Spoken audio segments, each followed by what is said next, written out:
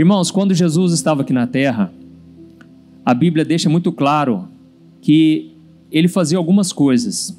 Lá em Atos capítulo 10, versículo 38, diz que pelo fato do Espírito Santo ter ungido ele com poder, Jesus ia por todas as partes fazendo o bem e curando os oprimidos do diabo. Eu acho interessante porque Jesus ele trouxe a palavra, né? A Bíblia traz essa palavra de cura. E eu creio que muitos aqui hoje precisam dessa cura interior por causa das opressões do inimigo na sua vida. Irmãos, não existe uma pessoa sequer que não passe, que não esteja debaixo de opressões de tempos em tempos, porque esse é o propósito do inimigo. As duas maiores armas do diabo contra nós é o medo e a opressão, e as duas estão conectadas entre elas. Se ele conseguir colocar o medo em você, você está oprimido, e se você estiver oprimido, você sente medo. Então, eu vou mostrar aqui para vocês as 7 maiores opressões que você talvez já enfrentou ou vai enfrentar.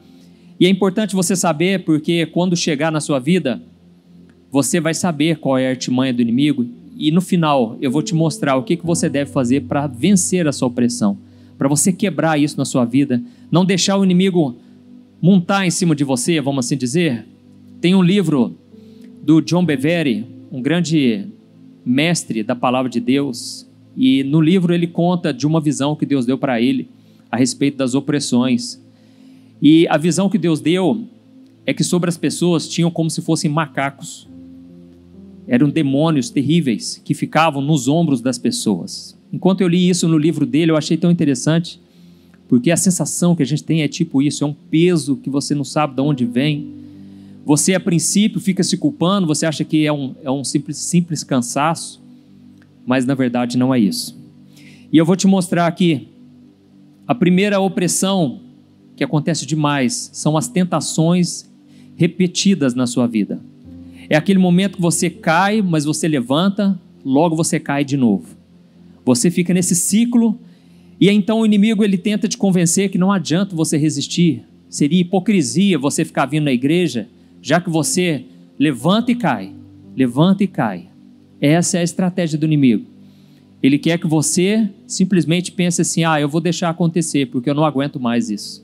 Eu estou sendo levado a cair. É claro que a culpa é nossa, nós é que aceitamos o banquete. Mas irmãos, o diabo ele é estrategista. A Bíblia diz que quando Jesus venceu Satanás no deserto, nas tentações, ele se retirou aguardando uma próxima oportunidade. Então, ele vai sempre tentar. Essa é uma das maiores opressões que você pode enfrentar na sua vida como cristão. Voltar aos pecados antigos, aquele que talvez você já tinha derrotado lá atrás. O inimigo vai querer trazer de volta e você tem que estar alerta, vigilante. A segunda opressão que o inimigo tenta muito é colocando a culpa. É uma culpa que está sempre voltando na sua mente. E você já até pediu perdão, mas o diabo ele insiste em te dizer, você ainda é culpado, você ainda tem culpa diante de Deus, Deus não te perdoou, senão você está achando que vai ser fácil.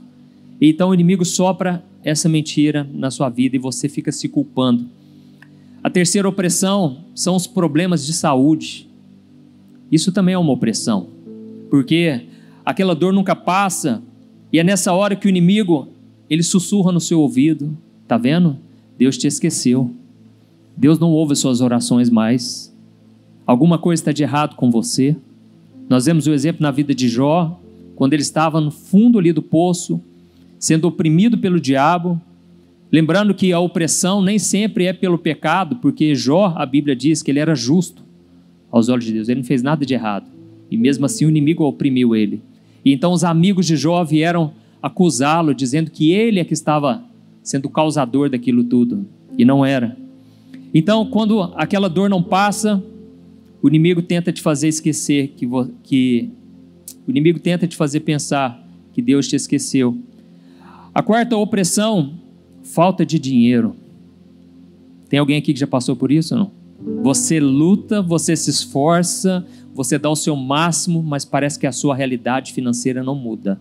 Sua situação não muda, pelo contrário, vai piorando. E nessa hora que o inimigo sopra na sua mente, Deus não vai prover. Deus te abandonou. Você deve ter feito alguma coisa de errado para estar vivendo em dívida, para estar sempre correndo atrás e nunca sai, nunca quebra esse ciclo maldito de miséria, de escassez. Essa é uma opressão do inimigo que tem afligido muita gente. Uma outra opressão, a quinta opressão, o medo do futuro. Irmãos, quantos de nós não estamos passando por isso, não é verdade? A ansiedade vai nos sufocando, e aí o diabo vem e diz: olha, acabou, dessa vez Deus não vai te livrar, dessa vez você chegou no seu limite, não tem mais nada que possa acontecer na sua vida. Irmãos, esse medo do futuro tem acometido muitos de nós, principalmente aqui nessa terra. Quantos, tem medo do que vai acontecer? Inclusive a gente vê toda essa movimentação contra imigrantes, e a gente entende também que é espiritual, é o inimigo querendo colocar medo. Mas deixa eu falar uma coisa para você, liberar uma palavra sobre a sua vida. Se foi Deus que te trouxe, irmãos, o diabo não pode contra a sua vida, ele não tem poder, é Deus quem manda, amém? É Deus quem faz com que você desfrute daquilo que ele tem, e o inimigo não vai poder colocar a mão. Glória a Deus. A sexta opressão, muito comum, é a rotina que vai te aprisionando. É claro, todos nós vivemos numa rotina, não tem nada de errado nisso. É até bom, Experimenta viajar aí, fica 40 dias fora, você vai ficar louco para voltar para a rotina. Por mais que você possa estar no melhor lugar do mundo, a rotina é boa. Mas, irmãos, quando os dias vão passando e você vai ficando tão cheio de tarefas e trabalho, aquilo pode ser sim uma opressão maligna. O inimigo querendo que você fique sem tempo para Deus. O inimigo querendo que você fique ocupado e, consequentemente, vazio. Os próprios apóstolos de Cristo, lá no livro de Atos, bem no começo, logo eles perceberam: o inimigo está nos oprimindo através das tarefas. E eles reuniram todo o povo e falaram: não é certo a gente continuar socorrendo os necessitados, aconselhando e dando de alimento para as pessoas, não é certo. Jesus nos chamou para ir e pregar o evangelho a todo mundo. E então eles separaram pessoas específicas: olha, vocês vão cuidar das viúvas, dos órfãos, e nós vamos avançar com a pregação do evangelho. Então eles mesmos chegaram à conclusão: o inimigo está nos oprimindo, está com muita coisa para resolver. E eles foram perdendo o foco no alvo, entendeu? O próprio Jesus passou por esse tipo de situação em vários momentos. Em certo momento, um homem chegou para ele e falou: Jesus, defende a causa do meu irmão. O meu irmão não está querendo dividir o terreno que o nosso pai deixou como herança. Ou seja, Jesus poderia perder o foco da sua missão e focar naquilo, mas ele falou para ele: você está achando que Deus me colocou como juiz sobre vocês? Tome cuidado com a avareza. Eu não vou cuidar dessa coisa, não cabe a mim cuidar disso. Eu não fui chamado para isso. E a sétima e última opressão, é claro que talvez existam outras, mas foi as que Deus colocou no meu coração, que eu sei que são as mais fortes. E a sétima é muito forte. É o diabo usando pessoas para te oprimir. O inimigo usando pessoas para te desanimar, para te desencorajar, através de palavras e de atitudes. Mas nós sabemos que a nossa luta não é contra a carne ou sangue. Então eu te convido, a partir de hoje, não enxergue mais a sua vida de maneira natural. Se você entregou a sua vida para Jesus, começou um novo ciclo, uma nova vida, amém? Todas as coisas antigas já se passaram, e agora Deus tem um plano já determinado, um caminho pronto para você. Mas o inimigo vai tentar te tirar desse caminho, e ele vai usar pessoas. E eu quero lembrar com você aqui uma passagem do rei Salomão. Todos nós sabemos, rei Salomão foi o homem mais sábio que já esteve aqui nessa terra. Porque um dia, quando ele começou a governar, ele falou para Deus: Deus, eu não tenho capacidade, é muita gente. Eu sei que o Senhor me abençoou, mas eu não consigo, me dê sabedoria. E Deus falou: como você não pediu dinheiro, você não pediu carros, você não pediu a morte dos seus inimigos, eu vou te dar sabedoria como ninguém mais teve. E então Salomão, ele passou a observar o mundo. Ele era um grande observador. E tem 2 livros na Bíblia só com as observações do rei Salomão. Irmãos, é triste saber que os ímpios, eles conhecem mais sobre esses dois livros do que os cristãos. Os ímpios usam esses princípios de Salomão para enriquecer, e dá certo, porque são princípios eternos que o Espírito Santo revelou àquele homem. E em certo momento, no livro de Eclesiastes, o rei Salomão, ele observou o mundo, como é esse mundo sem Deus no centro. Porque convenhamos, irmãos, esse mundo não coloca Deus no centro. Inclusive a Bíblia diz, o mundo todo jaz no maligno. Ou você acha que Deus está por trás de todas as atrocidades que acontecem nesse mundo? De forma alguma, é o diabo. Por mais que você não acredite, saiba, ele está agindo sim no mundo. Mas por causa de um detalhe, por causa do coração do homem.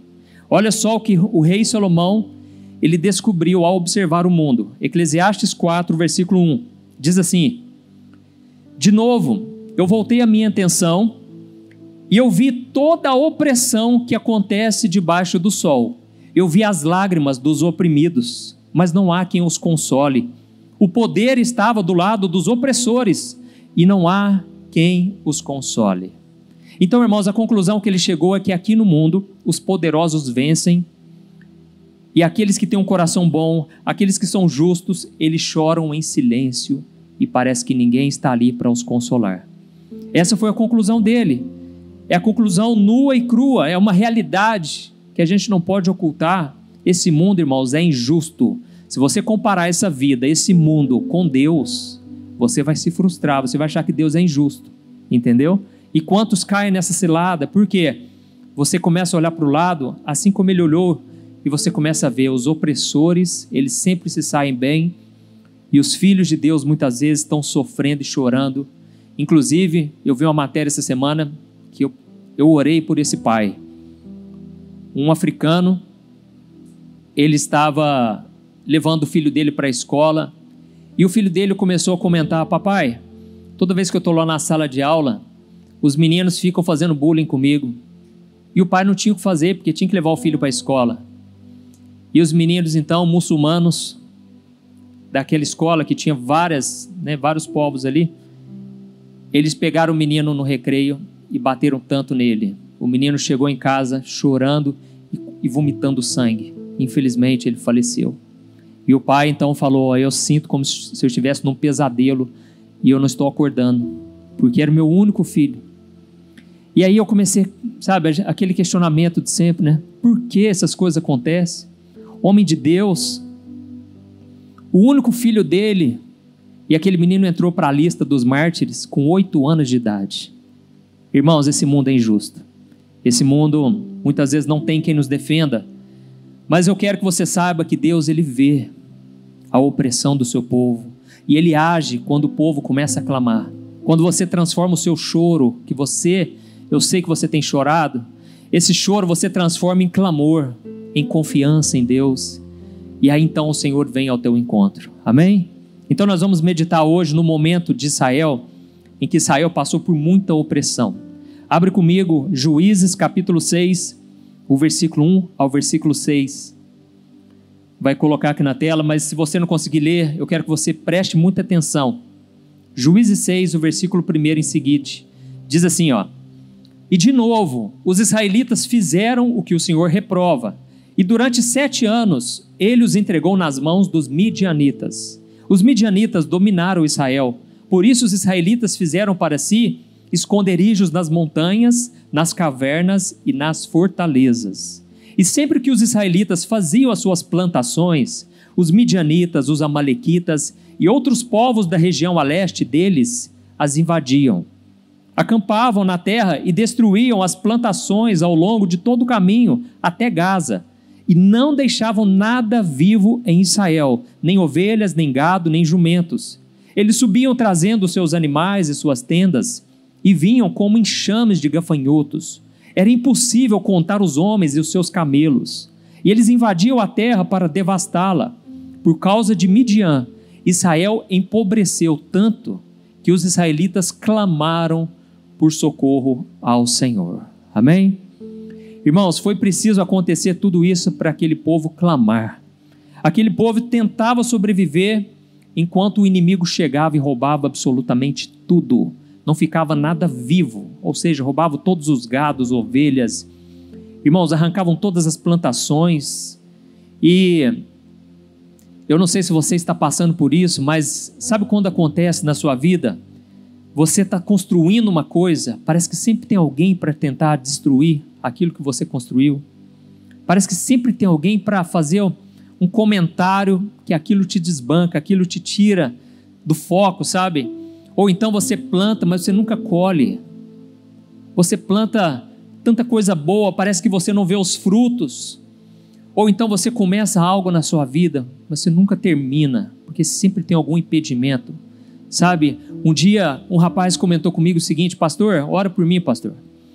Parece que toda vez que eu vou deslanchar, ele estava falando financeiramente, parece que alguma coisa, eu não sei explicar, parece que puxa o meu tapete, pastor. E aí de repente eu volto para aquele estado de miséria, de dificuldade, e a minha esposa é o único sustento aqui em casa, e eu nunca saio do lugar. E aí eu conversando com ele, eu fui perguntando, mas como é que é? Como é que foi o seu passado? Como é que é? Você sempre foi da igreja? Eu falei, não, pastor, eu era do candomblé. E aí, um dia eu decidi não ir mais. E eu falei, não volto aqui mais. Eu falei, mas então, e como é que é? Você já entregou sua vida para Jesus de verdade? Eu falei, não, pastor, ainda não. Mas eu estou indo, estou ouvindo a palavra, estou indo na igreja e tal. Eu falei, meu irmão, você acha que o inimigo vai deixar barato? Você acha que é só você falar assim, ó, fechei a porta, não quero mais? Não é assim que funciona no mundo espiritual. Você tem que fechar essa porta, preenchendo o vazio do seu coração com Jesus. Até mesmo o próprio Jesus falou, olha, o homem que é liberto por demônios, os demônios saem, vão, andam por lugares áridos, e se eles voltarem e ver a casa vazia, eles chamam mais 7, e o pior daquele homem, e o estado daquele homem fica pior do que antes. E eu falei, cara, você precisa preencher o vazio do seu coração com Jesus, preencher a sua vida, cada área da sua vida, não é só ir na igreja, não. Tudo tem que estar na mão de Deus. Irmãos, não deu um mês, eu fiquei sabendo que ele tinha sido preso e se envolveu com coisa errada. Resumindo, ele fechou um negócio errado. Resumindo, a polícia entrou na casa e prendeu ele.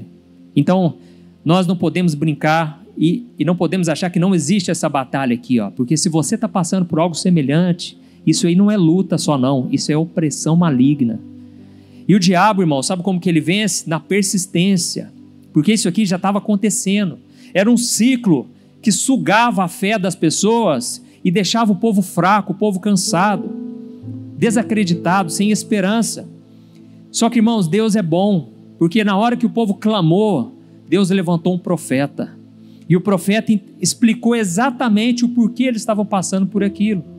Olha o versículo 7, diz assim, ó: quando os israelitas clamaram ao Senhor por causa de Midian, ele lhes enviou um profeta que disse: assim diz o Senhor, o Deus de Israel, eu tirei vocês do Egito, da terra da escravidão, eu os livrei do poder do Egito e das mãos de todos os seus opressores, expulsei-os e dei a vocês a terra deles. E também disse a vocês: eu sou o Senhor, o seu Deus, não adorem os deuses dos amorreus, em cuja terra vivem, mas vocês não me deram ouvidos. Amém?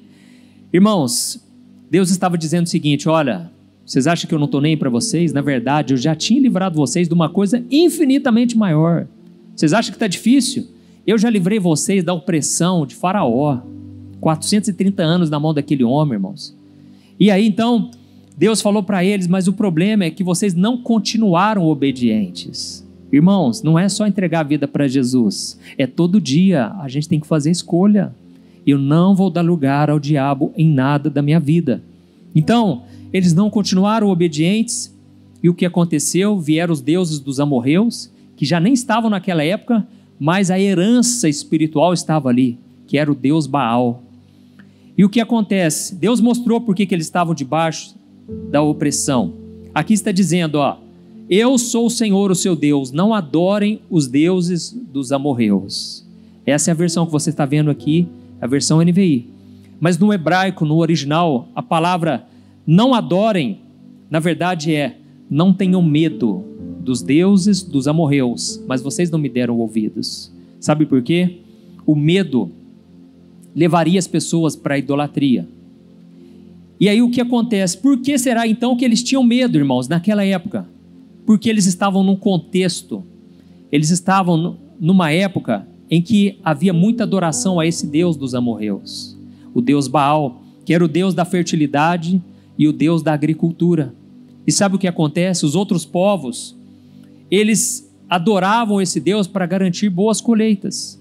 Mas os israelitas, eles ficavam com medo de faltar comida para eles. Então, era uma forma deles tentar acalmar os deuses e clamar por ele: olha, por favor, nós queremos também ter essa colheita boa. Era o que eles acreditavam. Ou seja, estavam cegos espiritualmente. Irmãos, tem pessoas que começam a ir na igreja, entregam a vida para Jesus, tudo perfeito. Aí de repente começa com umas coisinhas, sabe assim, totalmente fora do que a palavra de Deus diz, totalmente com outras crenças, outras religiões. Então, é exatamente isso que acontecia. Os amorreus também, eles faziam rituais para afastar o mal e para mandar fora toda maldição. Era a crença deles. Eles queriam garantir a proteção. E o que acontece? Os israelitas, eles tinham medo de ficar de fora. E eles pensavam, vai que cai na gente essa maldição. Então, eles acabavam adorando. Tudo por causa do quê? Da opressão. A opressão de uma cultura. Irmãos, o que o inimigo quer é oprimir o povo de Deus. Hoje nós vivemos já isso, né? Você fica com medo de falar o que você pensa, porque as pessoas podem te acusar, as pessoas podem querer te processar, te cancelar na internet, não é isso? Então as pessoas estão oprimidas. E a opressão da cultura é muito forte. E olha só o que aconteceu então naquele momento, irmãos. Porque Deus veio, além de entregar a palavra, Deus começou a agir em favor do clamor deles. Olha o versículo 11. Diz assim, ó: então o anjo do Senhor veio e sentou-se sobre a grande árvore de Ofra, que pertencia ao abiesita Joás. Gideão, filho de Joás, estava malhando o trigo num tanque de prensar uvas, para escondê-los dos midianitas. Então o anjo do Senhor apareceu a Gideão e lhe disse: o Senhor está com você, poderoso guerreiro. Amém? Irmãos, Deus olhou para um menino com medo, o menino que não tinha nada para oferecer. Ele não era guerreiro, pelo contrário, estava morrendo de medo. E Deus viu o filho de Joás, Gideão. E é interessante que a Bíblia diz o seguinte: então o anjo do Senhor apareceu a Gideão. E a gente acha que aqui é um anjo, né? Só que no Antigo Testamento, quando a Bíblia fala o anjo do Senhor, era diferente dos outros anjos. Não era qualquer anjo. Os estudiosos, teólogos, acreditam que na verdade era Jesus, antes dele nascer. Antes de Jesus vir em carne, Jesus ele se manifestava no Antigo Testamento. Comece a reparar. Quando a gente vê Sadraque, Mesaque e Abednego lá na fornalha, então Nabucodonosor percebeu que tinha um outro homem, um quarto homem na fornalha. E ele falou: é semelhante ao filho dos deuses. Por quê? Era a visão que ele tinha, mas na verdade era Jesus ali, passeando com eles, amém? E então, por que nós cremos que Jesus, na verdade, era esse anjo do Senhor? Primeiro, porque toda vez que ele aparecia, ele causava um temor e ele causava uma adoração, um desejo de adorar, sabe? E então a segunda coisa é porque quando Jesus veio, essa expressão, o anjo do Senhor, não aparece mais, ela simplesmente desaparece. E em terceiro lugar, porque esse anjo ele falava com muita autoridade. Na verdade, ele falava na autoridade do próprio Deus. E ele se apresentava como o próprio Deus. Eu vou te dar um exemplo. Gênesis 22, quando Abraão vai sacrificar Isaac, o anjo do Senhor, a Bíblia diz, o anjo do Senhor o interrompeu e falou para ele em primeira pessoa: eu, o Senhor, o abençoarei e multiplicarei a sua descendência. Lá em Êxodo capítulo 3, a Bíblia diz: o anjo do Senhor apareceu na sarça ardente, e então disse o seguinte: eu sou o que sou. Então não foi o anjo que apareceu para Moisés, foi o próprio Jesus. E então Jesus, lá em João 8, versículo 58, ele disse: antes que Abraão existisse, eu sou. Ou seja, usando as mesmas palavras do anjo do Senhor. Então, irmãos, eu quis dizer essas coisas para você entender que foi Jesus quem chamou Gideão. E olha só a continuação no versículo 13. Do 13 ao 16, diz assim: Ah, Senhor, Gideão respondeu, se o Senhor está conosco, por que aconteceu tudo isso? Onde estão as suas maravilhas que os nossos pais nos contam quando dizem, não foi o Senhor que nos tirou do Egito? Mas agora o Senhor nos abandonou e nos entregou nas mãos de Midian. O Senhor se voltou para ele e disse, com a força que você tem, vá libertar Israel das mãos de Midian. Não sou eu quem o está enviando? Ah, Senhor, respondeu Gideão, como posso libertar Israel? O meu clã é o menos importante de Manassés e eu sou o menor da minha família. Eu estarei com você, respondeu o Senhor, e você derrotará todos os midianitas como se fossem um só homem. Amém? Irmãos, quando Gideão recebeu a missão, primeira coisa que ele falou, o Senhor não pode estar comigo. O Senhor nos abandonou porque senão o Senhor não teria permitido isso aí tudo. O Senhor permitiu tanta coisa ruim, por que será que a gente está sofrendo tanto assim? Irmãos, ou seja, a situação estava tão crítica que Gideão, ele simplesmente duvidou que era Deus falando com ele. Ele duvidou de que algo poderia acontecer com ele.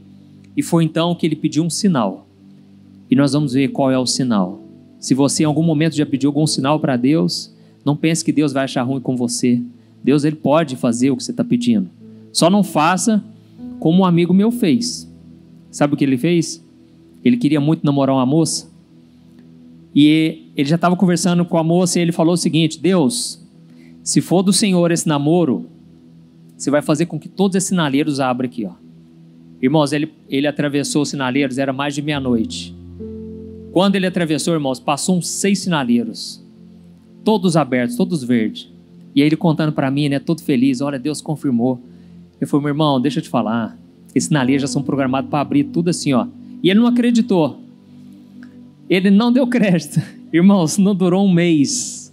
Não durou um mês aquele relacionamento. Então tome cuidado com o tipo de sinal que você pede, porque às vezes, se não acontecer, você vai se frustrar. A gente tem que pedir com muita cautela. Olha só o versículo 17, o que Gideão pediu. E Gideão prosseguiu. Se de fato eu posso contar com teu favor, dá-me um sinal de que és tu que está falando comigo. Peço-te que não vá embora até que eu volte e traga minha oferta e a coloque diante de ti. E o Senhor respondeu, esperarei até você voltar. Gideão foi para casa, preparou um cabrito e com uma arroba de farinha fez pães sem fermento. Pôs a carne num cesto e o caldo numa panela. Trouxe-os para fora e ofereceu-os a eles sobre a grande árvore. E o anjo de Deus lhe disse, apanhe a carne e os pães sem fermento, ponha-os sobre esta rocha e derrame o caldo. E Gideão assim o fez. E com a ponta do cajado que estava em sua mão, o anjo do Senhor tocou a carne e os pães sem fermento. E fogo subiu da rocha, consumindo a carne e os pães. E o anjo do Senhor desapareceu. Quando Gideão viu que era o anjo do Senhor, ele exclamou, ah, Senhor soberano, eu vi o anjo do Senhor face a face. Ou seja, eu vi Jesus face a face. E disse-lhe, porém, o Senhor, paz seja com você, não tenha medo, você não morrerá. Amém? Irmãos, quantas vezes a gente é como Gideão, não é verdade? Deus nos chama para uma missão, para a gente vencer gigantes, para a gente quebrar altares do inimigo, para a gente fazer a diferença, mas a gente fica nessa, a gente fica com medo, a gente fica duvidando, porque a gente olha para nós. Gideão olhou para ele, e ele viu toda a incapacidade. Ele pensou, eu sou um menino, eu sou o menor da minha casa, a nossa família é a menor do nosso clã, quem somos nós? Mas irmãos, Deus não repreendeu Gideão por pedir um sinal. Pelo contrário, ele falou, pode ir lá, traz o sinal, traz, porque Deus sabe, irmãos, que nós somos pó, nós somos falhos, e Deus não escolhe os fortes, Ele quer os fracos, é você mesmo. Sabe quando você pensa assim, eu acho que Deus errou o endereço, não é possível, o que Ele viu em mim? Irmãos, Ele viu justamente as nossas falhas e fraquezas, porque a Bíblia diz que Deus escolhe os fracos, os desprezíveis, para que ninguém se glorie na presença dEle. Aqueles que se acham alguma coisa, Deus não pode usar. E então, Deus transformou o medo dele em paz. Deixa eu te falar uma coisa, se Deus tem uma missão na sua vida, Ele vai te dar muita paz. Não vai ser nada pesado, amém? Não vai ser nada assim que você vai ficar se lamentando e chorando, se rastejando. Isso aí quem faz é o diabo, irmãos. Mas Deus, Ele te dá prazer em fazer aquilo. Vou te falar uma coisa, não vai ser fácil de forma alguma, vai dar trabalho, você vai muitas vezes se frustrar, vai cansar, você vai achar que não vai dar conta. Lembra de Moisés? Moisés falou: Senhor, tira minha vida, porque eu não dou conta. Quem pode dar conta desse povo aqui? Não para de reclamar. E aí então Deus falou: a partir de hoje então, do mesmo Espírito Santo que eu derramei sobre você, vou derramar em mais 70 homens. E eles vão te ajudar também, vão profetizar e eu vou capacitá-los. Sabe, você vai chegar no limite inúmeras vezes. E sabe por que você vai chegar no limite? Assim como muitos de vocês estão aqui hoje, para você entender que Deus é quem abre o mar, para que Deus possa ser glorificado nessa situação, amém? E então Deus falou para ele: você vai derrotar como se fosse uma pessoa só, você vai derrotar um exército. Só que aí tem um detalhe, irmãos, sabe o tamanho do exército? 135 mil pessoas, dá para imaginar? Deus falou: você vai derrotar como se fosse um homem só. Irmãos, na hora ele pensou: é impossível, eu vou morrer e não vai ter como fazer nada. Isso aqui é loucura que Deus está colocando diante de mim. Irmãos, mas Gideão, ele recebeu paz, e a partir daquela paz, ele foi em frente. E sabe qual foi o primeiro passo que Deus deu para ele vencer a opressão? E é sobre isso que eu quero falar com você aqui hoje à noite, sobre esse pequeno detalhe, pequeno e grande detalhe. O primeiro passo foi Gideão acabar com a idolatria. Irmãos, vamos ler comigo o versículo 25, diz assim, ó: naquela mesma noite o Senhor lhe disse: separe o segundo novilho do rebanho de seu pai, aquele de 7 anos de idade. Despedace o altar de Baal que pertence ao seu pai e corte o poste sagrado que está ao lado do altar. Irmãos, sabe uma coisa que eu aprendi meditando nessa palavra aqui? Que antes de Deus nos dar vitória contra os nossos inimigos, Deus vai nos pedir para derrubar o inimigo interior, o inimigo do nosso coração, a idolatria da sua vida, a idolatria da sua casa, amém?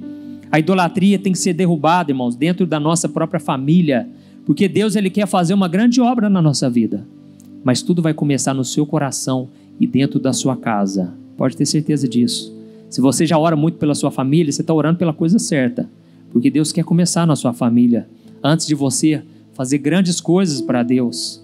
E quando Gideão, ele derrubou o altar do pai dele, que é o que o Deus pediu, o pai dele chamado Joás, aí, irmãos, aconteceu uma coisa surpreendente. Eu quero ler com você o versículo 28, e nós já estamos encerrando.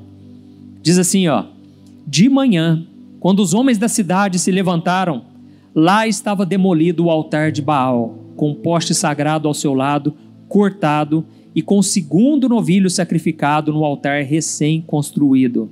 E então perguntaram uns aos outros: quem fez isso? E depois de investigar, concluíram: foi Gideão, filho de Joás. Os homens da cidade disseram a Joás: traga o seu filho para fora, ele deve morrer, porque derrubou o altar de Baal e quebrou o poste sagrado que ficava ao seu lado. E Joás, porém, respondeu à multidão hostil que o cercava: vocês vão defender a causa de Baal? Estão tentando salvá-lo? Quem lutar por ele será morto pela manhã. Se Baal fosse realmente um deus, poderia defender-se quando derrubaram o seu altar. Irmãos, Gideão, ele foi muito corajoso. Ele foi de madrugada e ele fez exatamente o que Deus pediu. E ele foi lá e quebrou aquele altar que estava no meio da cidade. Quando acordaram de manhã, o pessoal ficou com muita raiva. O inimigo ficou furioso, irmãos, porque aquilo que trazia legalidade para o inimigo agir naquela região, no meio daquele povo, aquilo foi quebrado. Deixa eu te falar, se você decidir hoje quebrar qualquer tipo de idolatria no seu coração, qualquer coisa que te afaste de Deus, o inimigo ele pode se levantar. Mas aí você não tem que preocupar com nada, porque é Deus quem vai te defender. Amém? Sabe o que aconteceu aqui? A coragem de Gideão quebrou o ciclo de maldição na sua própria família. Por quê? Porque o pai de Gideão, ele estava amedrontado. Ele não concordava. Ele não concordava, ele não estava em paz com aquela imagem de escultura. Mas, na hora que ele viu o filho dele tomando coragem, irmãos, aquilo acendeu no pai dele uma fé que talvez já estava amortecida há muito tempo. Talvez o pai dele não tinha força, não tinha coragem, porque realmente era uma opressão e o medo de morrer. Mas na hora que ele viu o que aconteceu, o filho encorajou o pai. Deixa eu te falar, a decisão que você está tomando hoje não vai afetar só você, vai afetar a sua geração. Amém? Você crê nisso que eu estou te falando? Se você entregar sua vida para Jesus, se você fizer um concerto com Ele hoje, a sua geração vai colher bênçãos. O ciclo de maldição vai ser quebrado hoje. Eu não sei qual é o ciclo da sua vida. Eu não sei se você foi abusado por um parente. Eu não sei se você vem de abuso psicológico dentro de casa, do seu pai, da sua mãe. Irmãos, eu creio que o Espírito Santo está aqui. Se você puder, feche os seus olhos.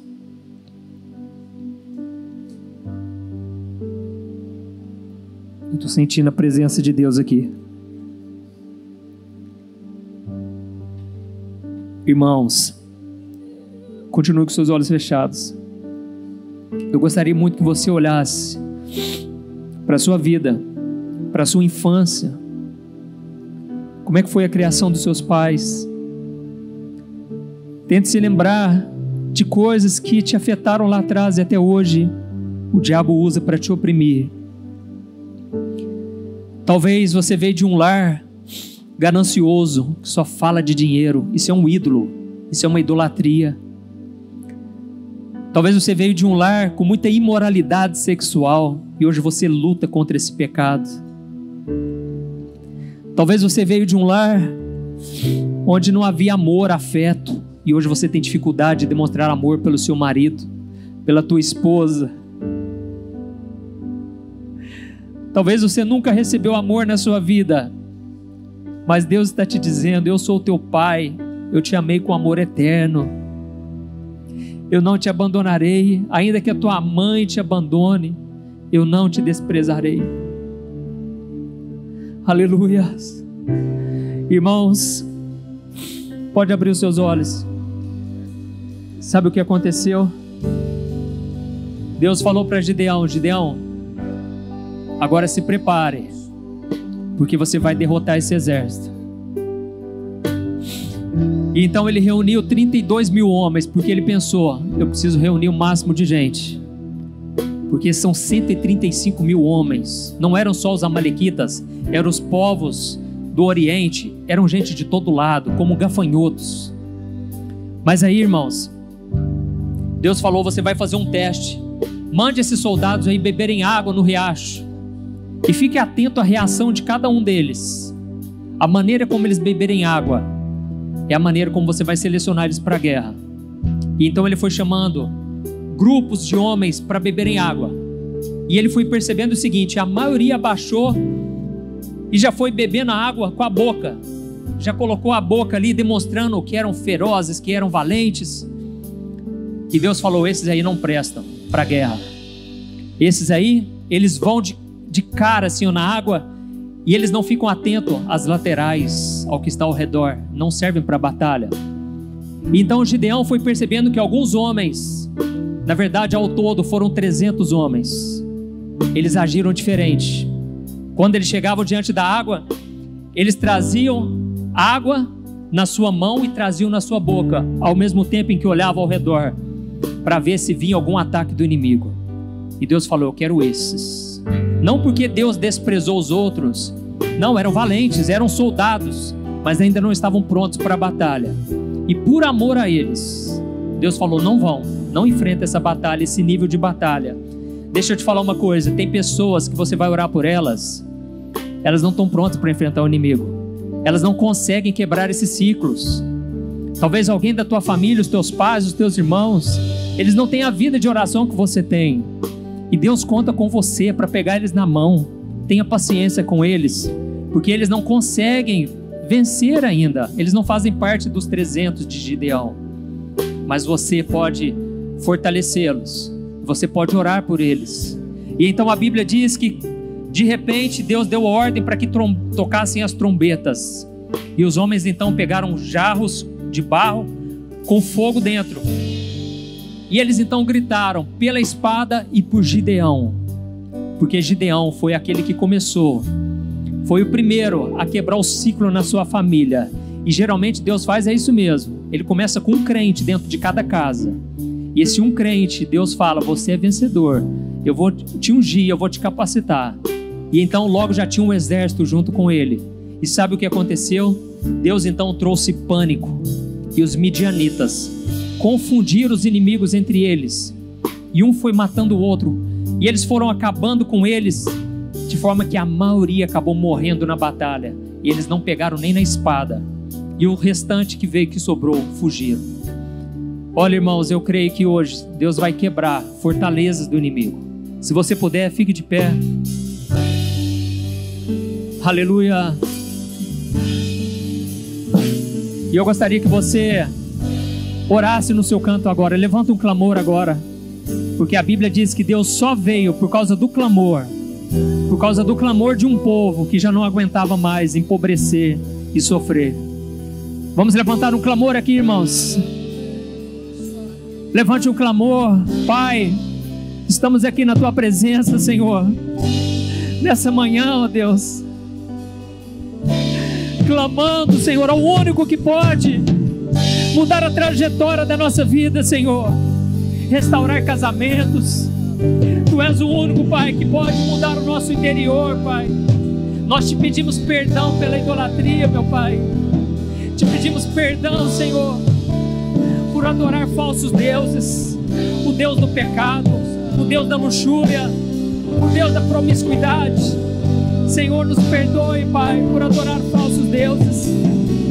Oh Deus, meu Pai, eu creio que o Senhor está nos chamando aqui nesta noite. Aleluia.